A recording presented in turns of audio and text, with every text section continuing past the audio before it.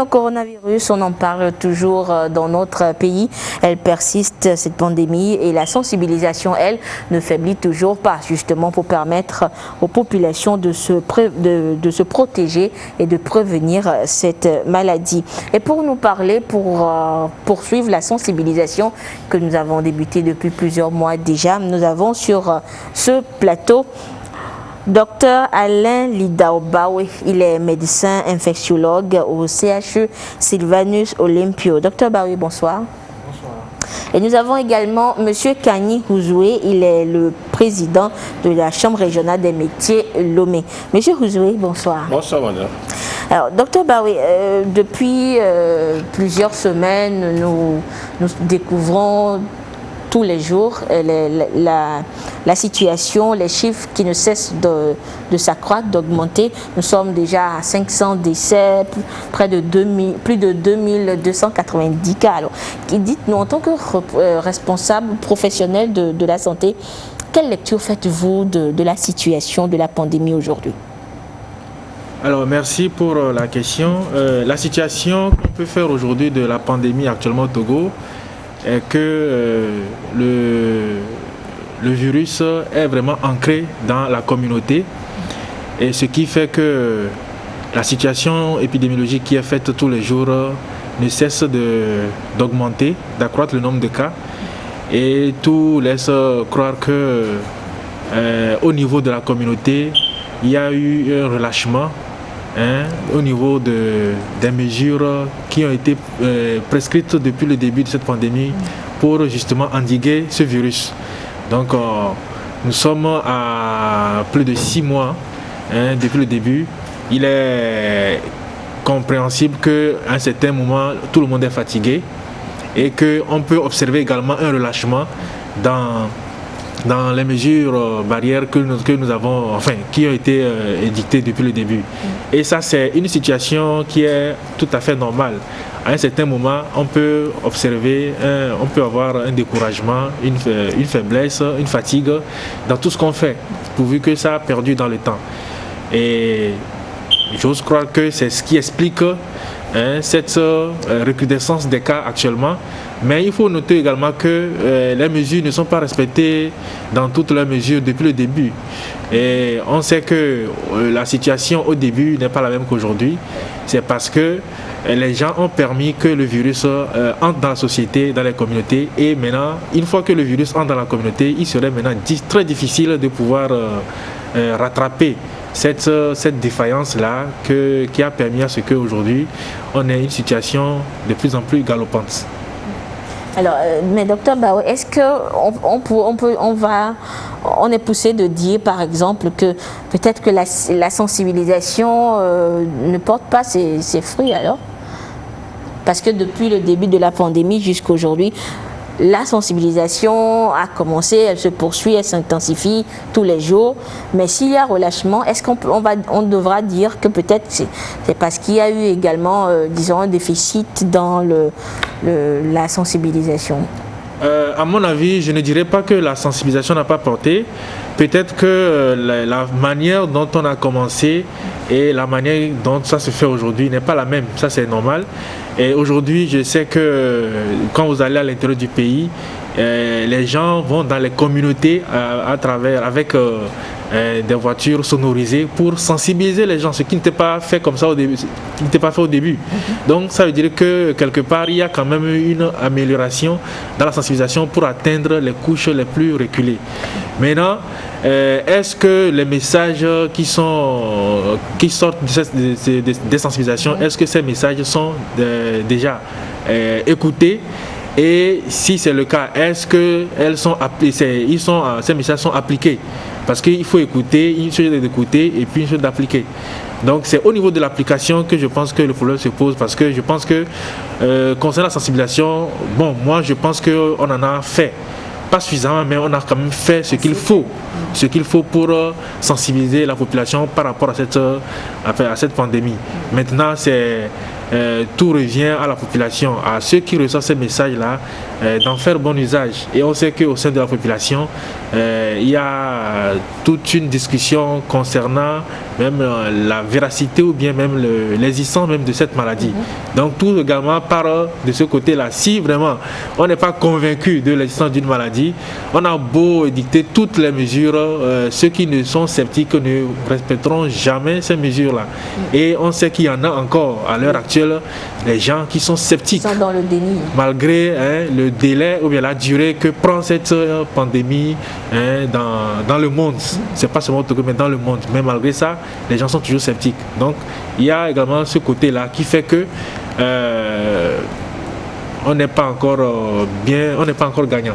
D'accord. Alors, Monsieur Ouzoué, dites-nous, c'est vrai que vous êtes passé récemment sur nos plateaux et depuis ce passage jusqu'à aujourd'hui, qu'est-ce que vous avez observé, vous, en tant que, on va dire, Togolais, citoyen togolais? Est-ce que vous observez toujours ce relâchement qu'on a noté il y a quelques mois et qui a peut-être permis cette augmentation de contamination? Est-ce que vous observez toujours ce relâchement là auprès des populations? Merci beaucoup, madame. Et effectivement, je peux dire oui. Et entre-temps, quand les mesures ont été renforcées, il y avait le couvre-feu, tout ça là, nous avons vu qu'il y a le respect un peu strict. Mais par après, quand le couvre-feu a été levé, les mesures restrictives ont été levées, nous avons vu qu'il y a un relâchement. Parce que les gens ont compris que comme si c'est fini, puisqu'on a enlevé ces mesures-là, donc les gens ont compris que c'est fini et effectivement beaucoup ne respectent plus ces mesures barrières. Malgré toutes les sensibilisations que nous faisons sur les médias, nous avons constaté en ville, sur les voies publiques, les gens respectent, mais dans les rues, les gens ne respectent pas. Parce que sur la voie publique, il y a la force Covid qui veille. Donc les gens respectent, d'autres qui font semblant aussi, en arrivant vers au feu rouge, ils portent le masque, après le feu rouge, ils descendent encore le masque. D'autres, arrivent au feu rouge, peut-être ils prennent le piota qu'ils mettent dans la bouille en train de boire pour dire qu'ils sont en train de boire, de ne pas porter. Mais c'est pour dissuader un peu aussi les forces de sécurité. Donc l'homme étant ce qu'il est, ceux qui pensent réellement, qui sont souciés de leur santé, le portent. Mais ce que j'ai dû remarquer durant tout ce temps, c'est les personnes âgées qui, de plus là, qui eux, ils respectent bien les mesures. Oui, mais M. Kanye, peut-être c'est parce que dès le début de la pandémie, on s'est dit que les personnes à risque sont les personnes âgées, donc elles se protègent plus. Non, c'est ce que j'ai remarqué. Et chaque jour, ils respectent ces mesures-là, mais au niveau de la jeunesse, ce n'est pas ça. Et surtout dans les bars, et vous allez voir que c'est chaos, c'est chaotique. Donc tout le monde fait ce qu'il veut, les gens tout le monde tombe le masque, et les gens dansent ensemble aussi, ils s'embrassent dans les bars. Donc tout ça là, vraiment, nous qui faisons les sensations, quand nous voyons ça, ça nous fait mal au cœur. Le fait que même ce n'est pas seulement sur les médias que nous parlons, même dans la rue, quand nous voyons des gens dans des situations comme ça, on s'approche d'eux et on les sensibilise. Mais d'autres même là, quand ils vous répondent, ça fait mal, mais c'est notre devoir de le faire, nous le faisons chaque fois. Monsieur Kanye, est-ce qu'il vous arrive également de rencontrer de ces personnes qui ne croient toujours pas à l'existence de la maladie? Oui. Et une fois dans une boutique de guetterie, il était parti payer là-bas. Il y a un jeune qui lui dit, il est à table, il prenait son truc. Arrivé au moment que c'est fini, il voulait venir payer. Nous qui étions dans les fils, j'étais la troisième personne, avec mon masque, celui qui est devant aussi, il avait son masque. Nous avons respecté la distanciation. Quand lui est venu, maintenant il est rentré, donc il n'a même pas porté. Et je lui ai dit, monsieur, portez votre masque avant d'être dans le fil. Il a le masque, il me dit, mais il me pose la question, est-ce qu'un de mes parents a attrapé cette maladie? Je lui réponds. Mais il dit, même si un de mes parents n'a pas encore eu cette maladie, mais il faut se protéger. Mais il a commencé par dire des choses, même là-bas, la nuit, là, des gens qui ont porté le masque, le croyaient, le voyaient comme quelqu'un qui est un type bizarre. Et il dit que non, lui ne va plus porter ça, que la maladie n'existe pas. Malgré tout ce qu'on lui dit, bon, c'est ce qu'il répète et il insiste sur ça. que la maladie n'existe pas, que c'est pour faire de l'argent, hein, que l'État togolais fait, c'est pour avoir de l'argent de l'étranger, c'est pourquoi l'État fait tout ça là-dedans. C'est ça. Et à ce genre de personnes, qu'est-ce qu'on peut dire? Bon, c'est vrai qu'on ne va pas forcer cette personne à croire, mais comment amener cette personne ou ce genre de personne à comprendre, disons, la situation que nous vivons aujourd'hui? Bon, il y a ce genre de personnes que malheureusement on ne peut même pas les forcer, soit les frapper avant de comprendre. Des personnes dures d'oreille. C'est des gens qui veulent voir avant de croire. Avant de croire. Voir quelqu'un tomber de la maladie, quelqu'un qui a la maladie, et à ça il va croire. Même malgré tout que ceux qui ont contracté et ont le courage de venir sur les médias et parler de la maladie. Il a vu que ce n'est pas un proche. Les gens ne croient pas. Peut-être se dire que c'est des montages, ils sont venus. C'est ça la tête des gens. Celui qui est sceptique, là, il est sceptique. Tout ce qu'on fait, lui, ce n'est pas ça. D'accord, merci beaucoup, monsieur Koudjoué. Alors, docteur Baoué, bon, voilà un peu la situation qui se présente. Et vous êtes médecin, vous rencontrez également de ces personnes sceptiques des fois? Oui, on en rencontre, même sur les sites de prise en charge, on en rencontre. Parce que, comme on sait, dans cette maladie, on a des formes asymptomatiques et des formes symptomatiques. Oui. Et souvent, ce sont les personnes qui sont asymptomatiques qui sont dans le déni. Parce qu'ils se disent qu'ils n'ont pas de signes. Et voilà qu'on les teste positifs. Et puis, bon, et lorsque vous rentrez en contact avec ces personnes pour leur confinement, c'est tout un problème. Et c'est parce que les gens ne comprennent pas bien la maladie. C'est vrai qu'on a bien expliqué les choses ici. Et on a des formes asymptomatiques et les formes asymptomatiques peuvent également être contagieuses. Et donc, lorsque certaines personnes sont détectées positives et elles n'ont pas de signes, elles ont été dépistées dans le cadre d'une surveillance ou bien d'un cas confirmé, tout ça. Ces personnes se disent que vraiment c'est du faux. Et il y a également le fait que lorsqu'on teste les contacts d'une personne confirmée, on ne s'attend pas forcément à avoir des cas positifs autour de la pourquoi qui a été détectée positive. Ça aussi, les gens ne comprennent pas. Pourquoi mon mari, pourquoi ma femme, pourquoi mon enfant est confirmé positif et nous, on nous dit qu'on est négatif. Donc c'est que ce n'est pas clair. Oui, tout ça, c'est des trucs que les gens ne comprennent pas. Et on ne peut pas, lorsqu'on tente de les expliquer, ils ne comprennent pas. On se dit que lorsqu'on est en contact avec quelqu'un qui est positif, il faut forcément qu'on soit contaminé. Et voilà, dans une famille, on peut se retrouver avec soit c'est un membre de la famille qui est testé positif, mais après, au cours de la surveillance, les autres sont négatifs. Et les gens ne comprennent pas cela. Moi, je me rappelle au début, lorsqu'on devait chercher... au tout début de la pandémie, en mars, on devait chercher une famille, c'est-à-dire un papa et ses 2 enfants. Et voilà, c'est le papa qui a été détecté positif, ensuite les 2 enfants. Et la maman est détectée négative. Et le soir, là, la nuit, là, pour aller chercher les enfants, puisque c'est des enfants de bas âge, ça a été vraiment un scandale que la maman a créé dans le quartier. Et elle ne comprend pas pourquoi. Elle qui est avec les enfants tous les jours, et les enfants qui sont de bas âge en plus tous les jours, et on a dit qu'elle est négative. Et donc vous voyez que et elle a commencé par raconter de n'importe quoi, comme quoi c'est du faux, on trompe les gens, c'est du montage, tout ça.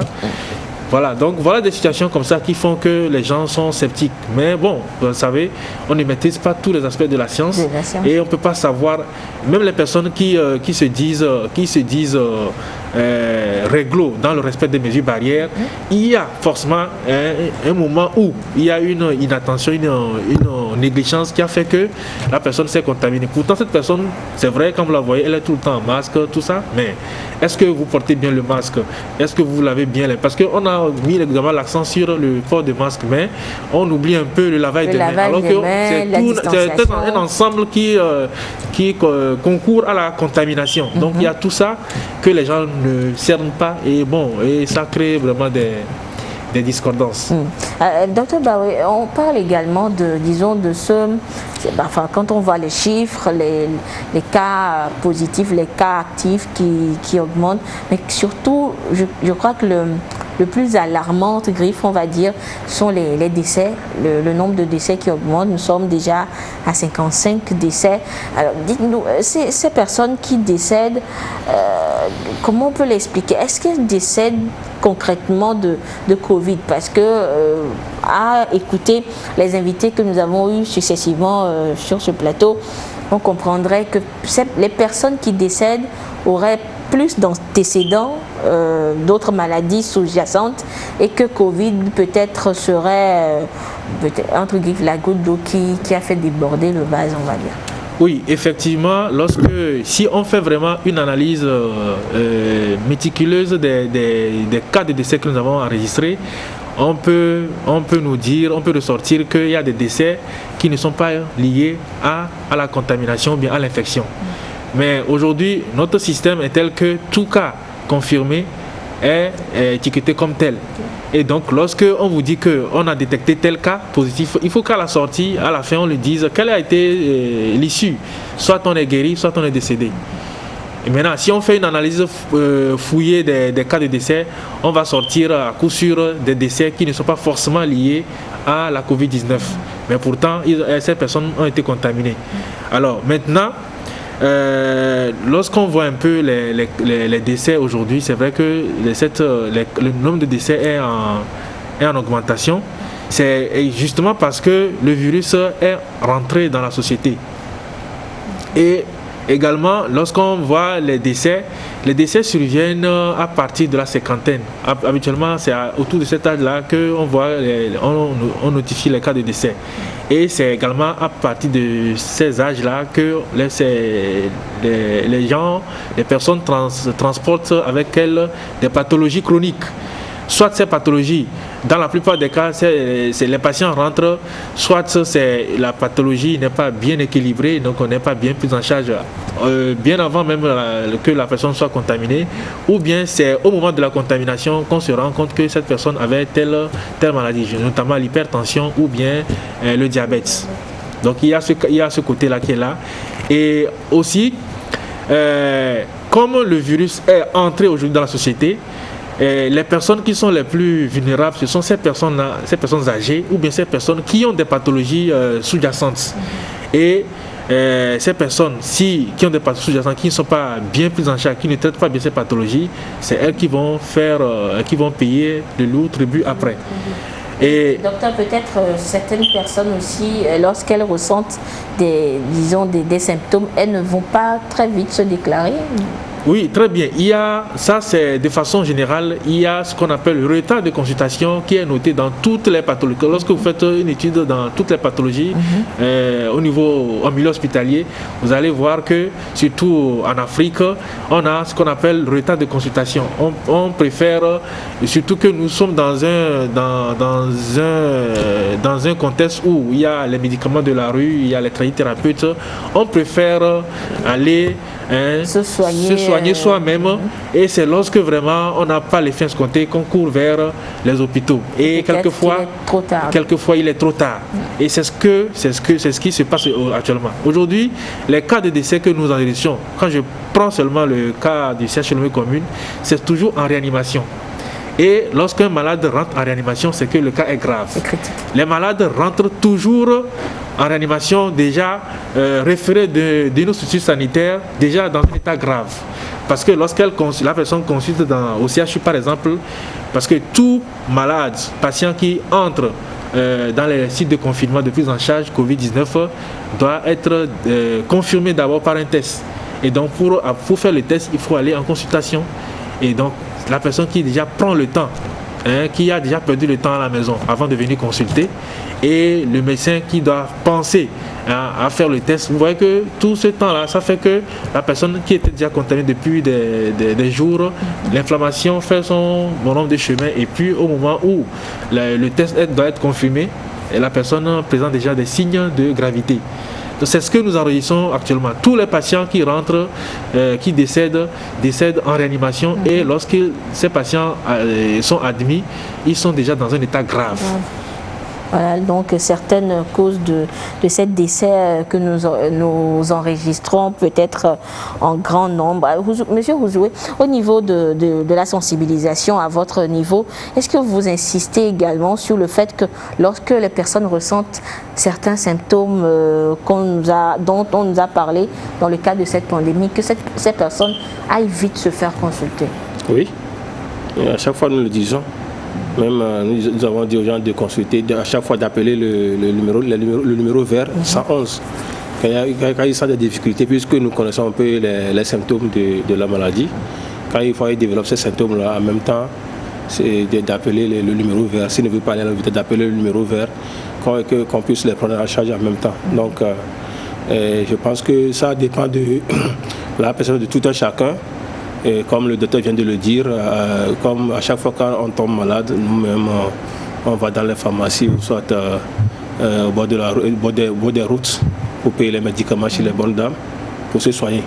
Donc, c'est de ça que nous devons éviter en cette période de pandémie, puisqu'on peut avoir la fièvre. Ça ne peut pas être la fièvre ordinaire que nous avons tout le temps. Oui. Donc, comme la maladie là aussi, ça développe la fièvre. Donc, quand on a la fièvre, on a ces symptômes. Au mieux qu'on aille directement se consulter, ou soit d'appeler le numéro vert. Le numéro vert, le 111. Et cette pandémie a également de fortes répercussions, des répercussions sur tous les secteurs d'activité. Et M. Ouzoué, vous êtes avec nous, nous allons parler justement de l'artisanat, du secteur de l'artisanat, avec les conséquences que ressentent justement les acteurs du secteur de l'artisanat, les artisans. Avant de vous donner la parole, M. Ouzoué, nous avons tendu le micro de la télévision togolaise à certains artisans, histoire de voir comment ils vivent la situation. Nous les écoutons et nous revenons sur ce plateau. Avant, c'était mieux, mais maintenant, on essaie de faire à notre mieux.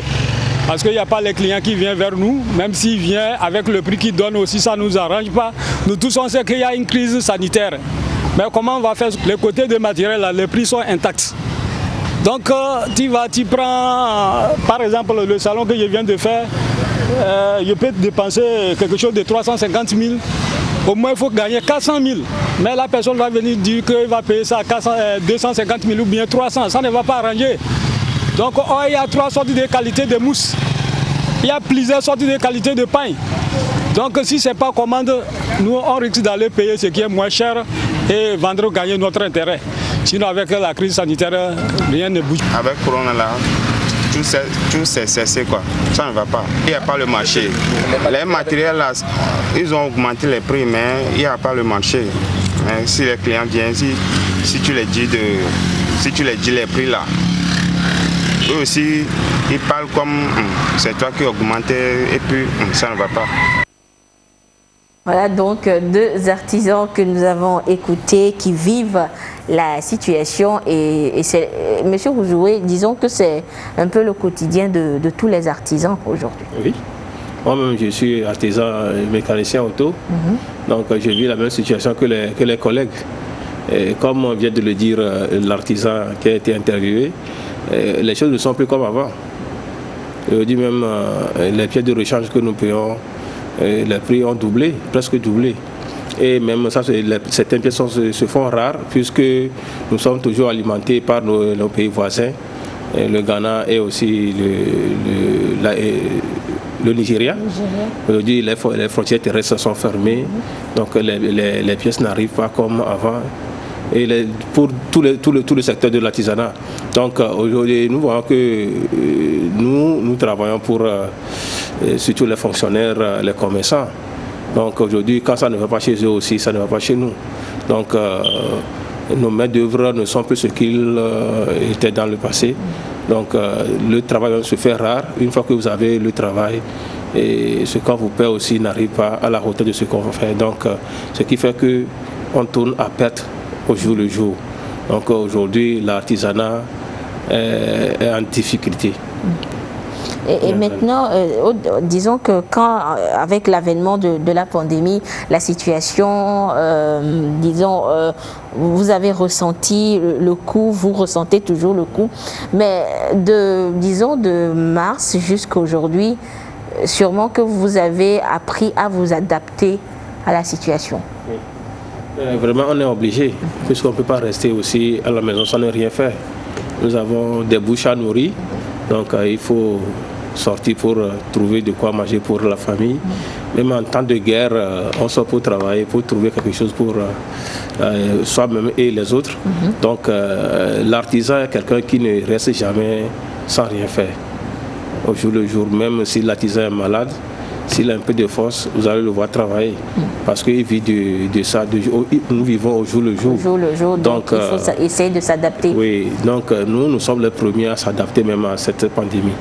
Puisque nous devons sortir travailler et venir à la maison nourrir les gens. Donc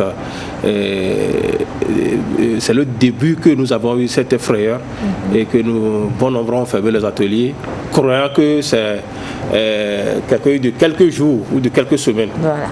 Mais les jours passent, les semaines passent. Donc nous sommes obligés, puisque nous n'avons plus de quoi vivre dans nos cachettes. Donc nous sommes obligés de sortir pour travailler. Donc, et maintenant, comment vous vous êtes adapté? Comment la vie, si nous prenons par exemple vous à votre niveau, au niveau de votre garage, comment la vie a changé au niveau de vos activités? Oui, la vie a tellement changé. Et avec les masques que nous portons, c'est une nouveauté pour nous. La distanciation qui n'est pas aussi facile. Et surtout le lavage des mains, puisque par le passé, si quelqu'un se lave les mains, c'est qu'il a le repas devant lui. Il veut manger. Mais aujourd'hui, on se lave les mains pour rien. Donc ça n'a pas été facile. Mais on rend grâce à Dieu que nous avons trouvé le premier remède qui est les mesures barrières. C'est grâce à ça que l'artisanat ou l'artisan que je suis, nous sortons pour aller travailler. Donc, mais ce n'est pas aussi facile d'avoir le masque sur le nez et la bouche. Et être sous les voitures. Être sous les voitures, travailler. Et même se laver régulièrement les mains, aussi c'est un problème pour nous, puisque nous ne sommes pas habitués. À chaque fois, il faut laver les mains. Donc, et surtout, le problème, ce qui nous dérange trop dans cette mesure, c'est la distanciation. Puisque dans nos ateliers, nous ne pouvons pas garder cette distance-là pour travailler. Parce que peut-être vous êtes patron, il faudrait peut-être enseigner certaines choses aux apprentis. Même pour travailler, il faut que des fois, pour dévisser un boulon, il faut que quelqu'un tienne la clé de l'autre côté. Vous êtes ici pour pouvoir le faire. Vous devez travailler ensemble, vous devez vous toucher. Donc, ce qui fait que aujourd'hui, en respectant ces mesures dans le travail, ça engendre des difficultés, mais que nous essayons de surmonter. Donc, pour pouvoir vivre. D'accord. Et parlant d'adaptation aussi, monsieur Ouzoué, on a cru comprendre que peut-être lorsqu'on prend des artisans couturiers, ils se sont adaptés, il y a eu des nouveautés, par exemple, fabriquer des bavettes, des cache-nez, tout ça. Oui, disons que à quelque part, malheur est bon. Et même quand il y a des conflits, il y a d'autres qui arrivent à tirer profit de ces conflits-là. Comme on le dit, quand on pleure, on voit. On voit. Aujourd'hui, c'est nos collègues, nos amis couturiers, couturières, qui en tirent profit de cette pandémie. Nos artisans aussi qui font des gels alcooliques, des gels hydroalcooliques, des collègues qui fabriquent aussi des dispositifs de lave-mains. C'est un certain nombre de métiers qui en tirent profit de la situation. Et même ceux qui fabriquent aussi des savons liquides pour se laver les mains. C'est ce petit groupe d'artisans qui aujourd'hui tirent profit de cette pandémie. Ils se sont adaptés à la situation. Alors, nous reviendrons à vous tout à l'heure, monsieur Ouzoué, pour découvrir un peu plus le quotidien des artisans face à la maladie. Mais docteur Baoué, selon les derniers développements, ou disons à la suite du Conseil des ministres du mercredi dernier, on a cru comprendre que une certaine cartographie de la maladie ou de la contamination a été élaborée et que le Grand Lomé est le plus touché. Alors, qu'est-ce qui explique cette situation quand on sait qu'il y a quelques semaines déjà, on nous parlait plutôt de la maladie qui se serait plutôt déplacée dans le nord du pays avec ces localités, ces préfectures qui ont été bouclées. Alors, pourquoi aujourd'hui on va dire que la maladie serait revenue dans le Grand Lomé? Oui, c'est tout à fait normal parce que le Grand Lomé ou bien Lomé la capitale est une plaque tournante, c'est une porte d'entrée. Et surtout aujourd'hui que les frontières aériennes ont été rouvertes. C'est vrai que les frontières terrestres sont fermées, mais nous savons tous qu'il y a des fluctuations, il y a des migrations qui se font par les frontières non officielles. Et les gens se déplacent de part et d'autre les frontières terrestres. Et pour aller de l'autre côté, tout ça. Donc il y a quand même un déplacement permanent de la population au niveau de la capitale. Et aujourd'hui, c'est vrai que entre-temps, la maladie s'est transportée à l'intérieur, mais avec les mesures de couvre-feu, ça a été aujourd'hui maîtrisé. Et les gens viennent plus à Lomé, puisque c'est Lomé qui est la capitale, c'est à Lomé qu'on fait les affaires, tout ça. Donc les gens viennent plus que les gens ne vont à l'intérieur. Et donc il y a aussi le fait que Lomé reçoit beaucoup de voyageurs aujourd'hui maintenant, qui partent et qui reviennent. Donc tout ça fait que aujourd'hui la situation que nous connaissons actuellement n'est pas comme on le dit, ne nous étonne pas à cause de la forte agglomération au niveau de la capitale, qui fait que bon, il y a un échange permanent entre les hommes, au sein de la population. Et comme on l'a dit au début de l'émission, le non-respect des mesures barrières fait que le contact permanent entre les hommes fait qu'il y a circulation du virus entre les hommes et c'est ça qui entretient la contamination, la chaîne de transmission. D'accord. Alors, M. Ouzoué, face à cette situation, on va dire que le Lomé est plus touché, le Grand Lomé est plus touché. Alors, est-ce que les artisans de Grand Lomé aussi vont peut-être avoir des difficultés encore plus que leurs collègues de l'intérieur, on va dire? Oui, c'est tout à fait normal. Quand la pandémie sévit, vous allez voir que ça va permettre à ce que les activités vont tourner au ralenti, puisque chacun va se dire que bon, si je sors, tout ça là, donc on va faire que même pour sortir, pour aller quelque part, ça va être un peu difficile pour les gens.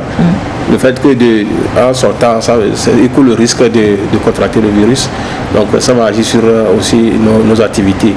Et on sait que le déplacement, c'est ça qui vraiment engendre la propagation du virus.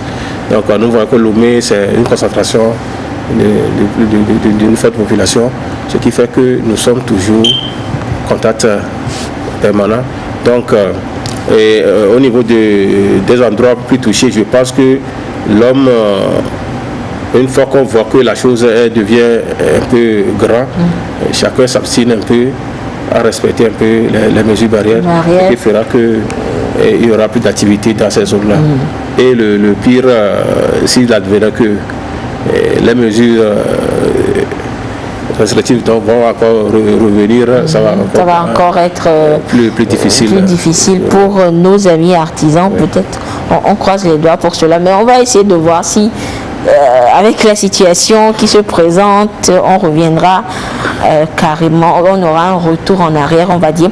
Docteur Daoui, on a parlé justement de l'augmentation de la contamination au niveau de Grand Lomé, mais ces dernières semaines également, disons que les pays hors d'Afrique subissent une sorte de nouvelle vague de contamination et même que certains pays ont commencé par retourner aux mesures restrictives. On parle de couvre-feu et même de confinement partiel quand on parle le cas de la France. Alors, est-ce qu'il faudra s'en inquiéter dans notre pays? Oui, il faudra s'en inquiéter parce que ces mesures qui sont prises là, c'est en fonction de la situation dans chaque localité ou dans chaque pays. Alors donc, c'est vrai que nous, au Togo, on n'a pas encore connu de confinement. Mais par exemple, quand vous prenez un peu le Grand Lomé, si la situation est vraiment ingérable à certains moments, les mesures drastiques seront prises. Donc la situation, les mesures sont prises en fonction de la situation ou bien de l'évolution de la maladie. Alors si on se retrouve à un nombre exponentiel de cas confirmés par jour, je m'en fous que c'est la population même qui va sortir, mais qui va refuser même de sortir. Parce que lorsqu'on sort, le danger est là, tout le monde a peur et tout le monde va se caser à la maison.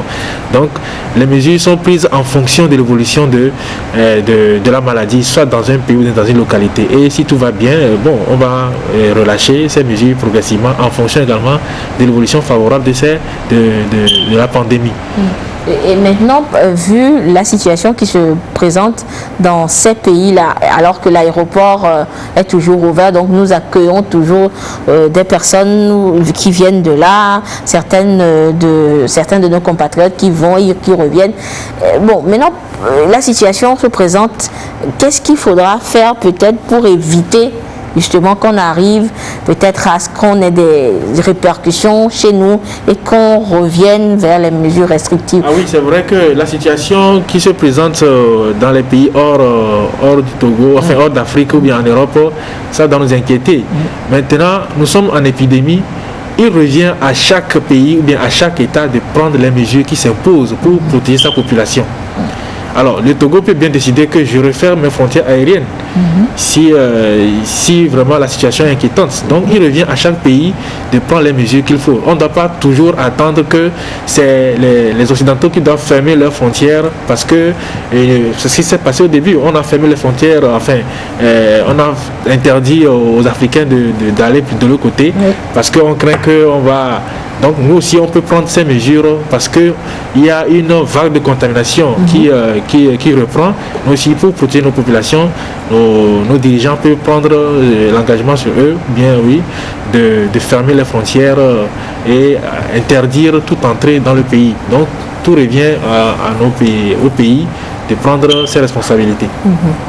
Et parlant des dispositions prises au niveau national, l'une des décisions également du Conseil des ministres la dernière fois, c'est la réouverture des lieux de culte, la réouverture totale des lieux de culte au niveau de l'intérieur du pays et puis au niveau de Grand Lomé, avec la situation, pas tous les lieux de culte. Alors, Dr Baouya, en tant que professionnel de la santé, est-ce que vous pensez que cette réouverture-là n'aura pas une incidence ou une conséquence sur les chiffres de la pandémie?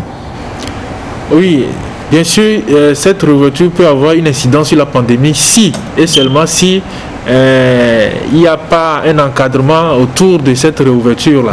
Parce qu'on a vu un peu comment ça s'est passé ici, à Lomé. Je ne sais pas si ça continue ainsi, mais au début, lorsque certains lieux de culte ont été permis de rouvrir, on a vu vraiment l'encadrement qu'il y avait autour, surtout avec la collaboration de la force anti-Covid. Et vraiment, quand vous allez dans certains lieux de culte, vraiment, les choses sont vraiment bien respectées. La distanciation sociale est respectée. Et lorsque la salle est pleine, vraiment, on ne cherche plus à surcharger. Donc, vraiment, c'était vraiment respecté. Je ne sais pas si vraiment c'est le cas, ça continue toujours. Donc, il faut que ça soit entouré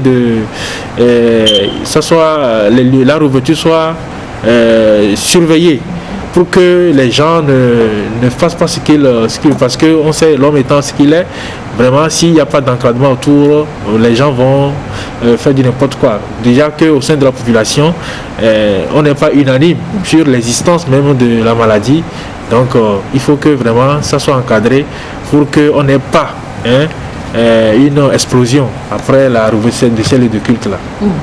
Monsieur un mot ou bien une appréciation de cette décision de réouverture des lieux de culte. C'est vrai que vous êtes à Lomé,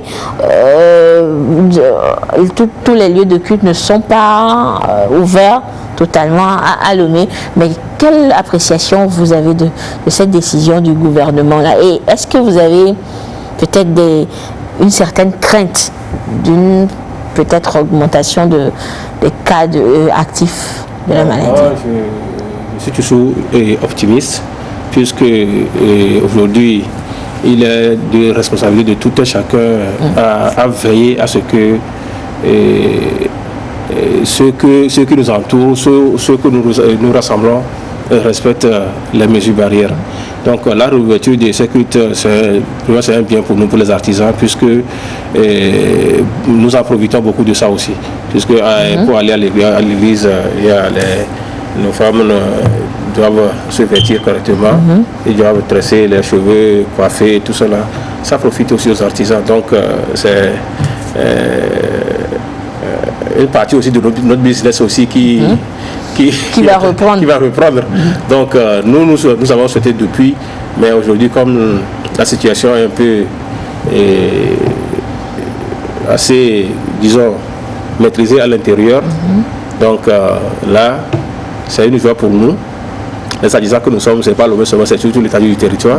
Donc c'est une joie pour nous qu'on a rouvert les lieux de culte. Mais il faut que les responsables de ces lieux de culte respectifs prennent au sérieux et soient les avant-gardes pour que les gens et leurs fidèles puissent respecter les mesures. Il faut qu'ils prennent des dispositions qui permettent à ce que les fidèles respectent ces mesures-là. Et peut-être qu'ils ne donnent pas trop de travail à la force Covid. Il ne faut pas que à chaque fois c'est la force qui doit être là avant qu'on respecte les mesures. Non, il faut que les églises prennent des dispositions. Déjà la distanciation, le nombre de personnes qui s'asseyent sur les bancs par avant doit être changé. Sur un banc, quelle que soit la longueur, il doit y avoir au moins le nombre de personnes, il doit y avoir au moins 1 mètre de distance entre les fidèles. Donc de faire ce travail-là et aussi au moment de la chorale aussi, ceux qui chantent aussi, donc de faire en sorte que la distanciation soit respectée à ce niveau-là. Et aussi d'éviter le maximum de fidèles qui doivent venir à l'église. Nous avons aussi une église qui compte 200 fidèles. Aujourd'hui, c'est le plus possible que les 200 fidèles puissent venir sur le culte. Donc s'ils doivent organiser des cultes à plusieurs niveaux, donc qu'ils s'organisent ainsi pour éviter l'attroupement dans les lieux de culte. Parce que ce qui est sûr, c'est que si le gouvernement a insisté, si on observe peut-être une augmentation de cas, on retournera à la case départ, c'est-à-dire la fermeture totale de tous les lieux de culte, ce qu'on ne souhaite pas. C'est très important, puisque cette maladie aussi, c'est dans le physique et dans aussi le naturel, dans l'état spirituel. Et il y a la prière aussi qui accompagne, donc c'est une bonne idée de rouvrir les lieux de culte pour que les gens puissent prier. Pour peut-être la fin de cette crise que nous vivons. Alors, docteur Baoui, pour revenir à la maladie, c'est vrai qu'au départ, nous avons pris connaissance de certains symptômes qu'on nous a dit qui démontrent l'existence de la maladie. Alors, du début de la pandémie jusqu'à aujourd'hui, vu l'évolution et tout ce qu'on apprend au jour le jour sur la maladie, est-ce que les symptômes ont quelque peu changé ou évolué, on va dire? Les symptômes n'ont pas changé. Sauf que avec l'évolution de la chose, devant certains signes, la suspicion de la Covid-19 est beaucoup plus forte. Sinon, les symptômes n'ont pas changé. Et les symptômes sont les mêmes qu'on connaît déjà, mais aujourd'hui, les symptômes comme ce qu'on appelle l'agueusie, c'est-à-dire la perte du goût, est beaucoup plus spécifique aujourd'hui à la Covid-19. Donc quelqu'un qui signale une perte de goût, ça sent fortement une contamination à ce virus. Mais quelqu'un qui a une perte de l'odorat, ça dans un rhume banal, on peut l'avoir. Et lorsqu'on a un rhume banal, on a la perte de l'odorat. Mais lorsque la personne signale une perte du goût, la suspicion est beaucoup plus forte. Et maintenant, ça c'est pour les signes légers à modérés. Et maintenant, dans les formes sévères, c'est que vraiment le virus, l'inflammation a atteint plusieurs organes à la fois, notamment l'organe respiratoire, l'appareil respiratoire, et puis également les reins, et puis autres organes ce qui va compliquer le tableau de la personne. Alors sur le plan général, clinique, les signes n'ont pas changé, mais avec l'évolution de la chose, certains signes nous amènent à fortement penser que c'est la Covid-19 que cette personne se présente. D'accord, mais aujourd'hui, docteur Barry, est-ce qu'on peut déjà se prétendre à dire que on pourrait ne pas mourir de Covid? Quand on a Covid, il ne faudrait pas qu'on ait déjà à l'esprit qu'on tend vers la mort. Parce qu'au début, dès qu'on dit Covid, vous avez vu tout, disons, toute la peur, toute la psychose que cela a créé. Mais aujourd'hui, est-ce que vous, en tant que spécialiste, de professionnel de la santé, vous pouvez dire que bon, on arrive à peut-être ne pas avoir trop peur, même quand on est diagnostiqué, on est testé positif à la maladie. Oui, c'est vrai que lorsqu'on est diagnostiqué positif, tout dépend de comment se présentent les signes cliniques. Et la classification, on a les formes asymptomatiques qui n'ont pas de signes, ou bien les formes polysymptomatiques qui ont de petits signes qui ne sont pas alarmants. Et puis ensuite, on a les signes modérés, sévères et critiques. Alors déjà, à partir de la personne qui est classée sévère et critique, il faut déjà s'en préoccuper. Bon, mais la personne qui n'a pas de signes, ou bien qui a des petits signes, les signes banaux, bon, il n'y a pas vraiment à s'inquiéter, mais étant dans une pandémie, tout peut basculer d'un moment à l'autre. Et donc c'est pourquoi il est important d'abord de se protéger pour ne pas être contaminé, parce qu'on ne sait pas comment le virus va réagir dans notre organisme. Parce que nous sommes dans les maladies virales en général, l'immunité joue un grand rôle. Et pour l'ensemble des maladies virales, on n'a pas de médicaments spécifiques, on n'a pas de vaccin dans la plupart des cas. Donc c'est l'immunité qui joue un grand rôle. Et donc la personne qui est contaminée également, le virus également peut être d'une virulence importante chez la personne qui est contaminée. Donc tout dépend de comment se présente le virus et comment se présente l'organisme qui est récepteur. Et donc lorsque la personne est asymptomatique ou bien qui n'a pas vraiment de signes, vraiment c'est une bonne chose. Mais une fois que les signes sont vraiment sévères ou bien critiques, vraiment il faut avoir peur, parce que ça peut être fatal. D'accord. Alors, M. Ouzoué, parlons quand on revient aux dispositions en cours pour lutter contre la maladie. Lundi prochain, les élèves du Togo reprennent le chemin des classes. Alors, dites-nous, au niveau de la Chambre régionale des métiers, bon, précisément au niveau des couturiers, des couturières, vu que nous avons compris qu'ils se sont adaptés dans la confection, la fabrication des bavettes, est-ce que les artisans togolais ont été associés peut-être à la confection de bavettes, à distribuer potentiellement aux élèves à cette rentrée-là? Oui. Je peux dire que la confection des masques au Togo relève de la compétence des chambres de métier. C'est nous qui faisons confectionner ces masques sur une grande échelle. Donc sur tout le territoire national, dans chaque préfecture, les artisans confectionnent des masques au niveau des chambres de métier. Donc pour le Grand Lomé, nous avons eu à confectionner beaucoup de cache-nez. Presque tous les artisans de Grand Lomé ont confectionné. Et aussi d'autres ont des commandes aussi au niveau des sociétés de la place. Mais ce que nous faisons généralement, que nous faisons à grande échelle, c'est au niveau de la chambre de métier. Donc chaque jour que Dieu fait, nous confectionnons des masques. Déjà même à partir de demain, nous aurons encore à distribuer un lot de tissus déjà découpés à nos artisans pour la confection.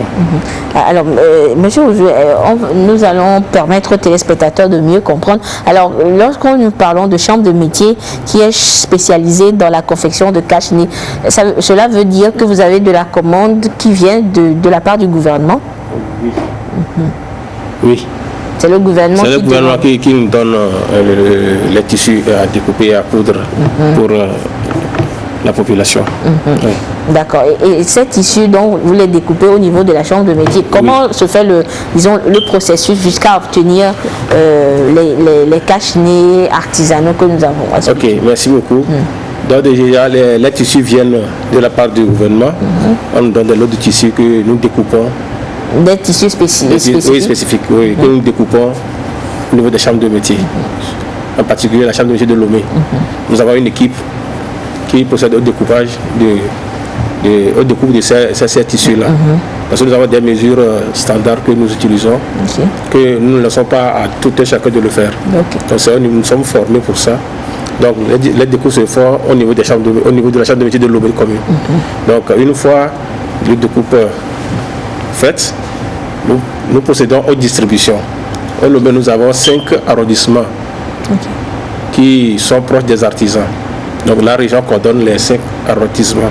Donc nous donnons des lots à chaque arrondissement qui distribue aux artisans. Donc la distribution est coordonnée avec de la région et au niveau de la chambre d'arrondissement et au niveau des artisans. Donc tous ceux qui viennent chez nous au niveau des chambres de métier pour récupérer les tissus découpés ont été formés sur l'hygiène et la confection elle-même. D'accord. Parce qu'on ne peut pas prétendre confectionner des masques pour sauver, protéger les gens et en même temps les contaminer, les infecter. Donc, il y a un process de distribution et de confectionnement. Et il y a aussi des équipes qui, à chaque fois, vont sur le terrain pour superviser, voir ce qui se fait, est-ce que c'est dans les conditions requises. Donc, c'est un process que nous respectons. Et une fois le travail fait, le masque est déjà emballé dans un plastique et convoyé au niveau de la chambre de métier d'arrondissement qui, à son tour, convoie au niveau de la région. C'est ce que nous faisons. D'accord. Donc, on comprend donc, disons, la fabrication de ces outils de protection se fait dans des conditions qui respectent, disons, les conditions d'hygiène. L'hygiène et les mesures barrières. D'accord. Vous allez voir au niveau de chaque artisan, nous avons toujours les lave-mains. Et au début même, nous avons essayé le port de gants. Tout ça, ça a été fait. Mais aujourd'hui, avec la maîtrise de ces gestes barrières, des mesures barrières, ça évolue. Donc, les tissus que nous prenons, que nous découpons, ça se fait dans de bonnes conditions d'hygiène et jusqu'à la confection et à l'emballage aussi. Donc on comprend que les artisans ont joué leur partition dans, disons, la lutte contre la pandémie, surtout au niveau du secteur de l'éducation, à la reprise des classes la semaine prochaine. Alors Dr Baoui, parlons justement de cette rentrée-là.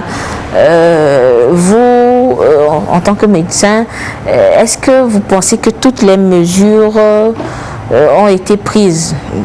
Quand je dis mesures, c'est côté sanitaire. Les mesures ont été prises pour préserver ou protéger les élèves durant cette année scolaire-là. Oui, je suppose que les mesures sont prises ou bien sont en train d'être prises, puisque la perfection n'est pas encore de ce monde. Donc il faut tout le temps chercher à améliorer. Et je suppose que le ministère concerné par cette rentrée fait ce qu'il faut pour minimiser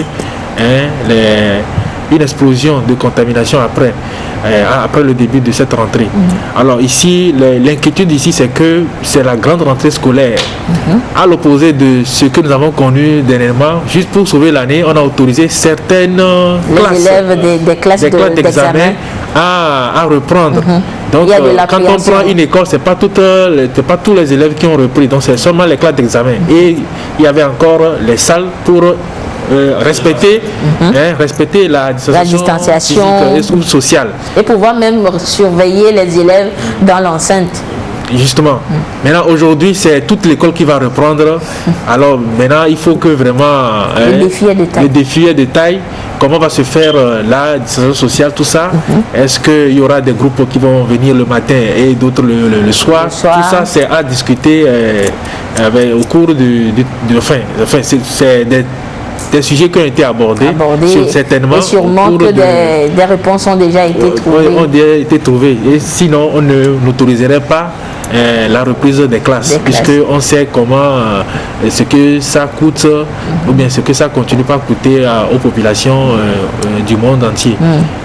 Oui, mais Dr Baoué, déjà, vous pouvez commencer par lancer un appel surtout aux élèves, parce que c'est vrai que quand on parle de la reprise partielle qu'on a vécu avec les élèves de classe d'examen, le risque c'était que lorsque les élèves quittent la maison pour l'école et l'école pour la maison, tout ce qui se passe dans cet intervalle-là, on a parlé également de risque de contamination parce qu'il n'y a pas de surveillance justement à ce niveau-là.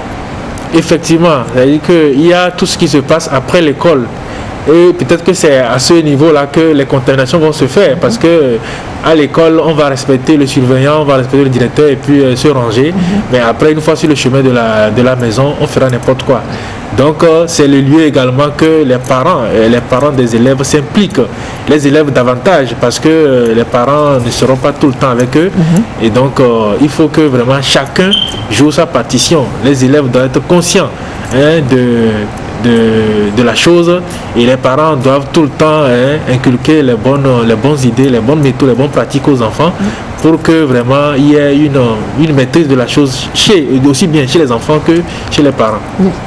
Alors, chers invités, nous sommes pratiquement arrivés à la fin de cette émission, de ces échanges justement sur la pandémie, la crise sanitaire que nous vivons depuis plusieurs mois déjà. Mais Monsieur Ouzoué, avant de vous laisser repartir, vous aurez sûrement un message à l'endroit des populations, des élèves qui reprennent les classes lundi, et peut-être de vos collègues artisans aussi. Merci beaucoup. Tout simplement de dire que la maladie existe vraiment, que nous respectons les mesures barrières, et aussi aux parents de faire des efforts dans la surveillance des enfants, puisque nous avons eu à observer que quand les enfants étaient restés à la maison, c'est les promenades sans port de masque.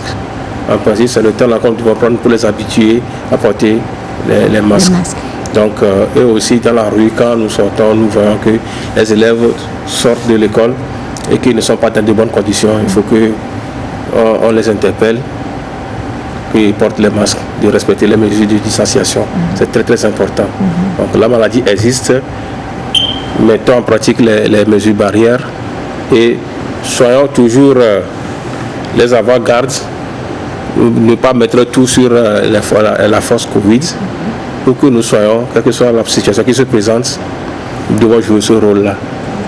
Parler aux élèves, les sensibiliser pour qu'ils portent les masques. Et surtout dans nos communautés, aujourd'hui nous avons les mairies qui sont là.